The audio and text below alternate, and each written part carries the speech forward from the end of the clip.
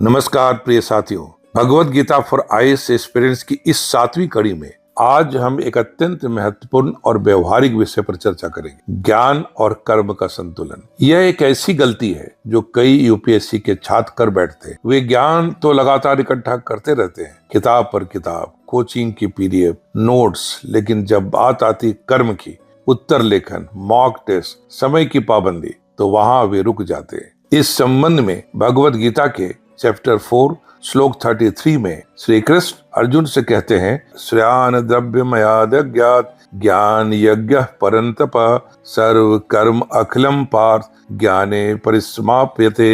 हे परंतप अर्जुन, द्रव्य से किया गया यज्ञ ज्ञान रूपी यज्ञ से ही श्रेष्ठ है। सभी कर्मों का अंतिम उद्देश्य ज्ञान की प्राप्ति है। आईएएस की तैयारी के लिए संदेश। यह श्लोक हमें सिखलाता है कि केवल ज्ञान जमा करना पर्याप्त नहीं है। अगर ज्ञान का प्रयोग नहीं किया गया तो वह केवल बोझ बन जाता है, और कर्म अगर ज्ञान के बिना है तो वह केवल अंधी दौड़ है। ज्ञान दिशा देता है, कर्म गति देता है। दोनों का संतुलन ही योग है।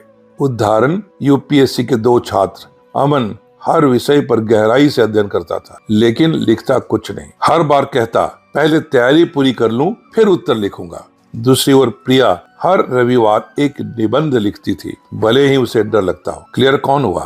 प्रिया, क्योंकि उसने सिर्फ पढ़ा नहीं बल्कि किया भी। गीता का मूल संदेश, कर्म और ज्ञान का समन्वय ही सच्चा योग है। भगवान श्री कृष्ण अर्जुन को केवल उपदेश नहीं देते, वे कहते हैं, अब उठो और युद्ध करो। तैयारी करो लेकिन परिणाम का मोह छोड़ो। पढ़ो लेकिन प्रयोग भी करो। ज्ञान लो लेकिन कर्म से उसे मजबूत करो। तो आज से क्या करें? हर सप्ताह उत्तर लेखन अभ्यास कीजिए। मॉक टेस्ट को गंभीरता से लीजिए। खुद से पूछिए, क्या मैं केवल पढ़ रहा हूँ या अभ्यास भी कर रहा हूँ? ज्ञान का अर्थ है जानना और कर्म का अर्थ है उस ज्ञान को जीना।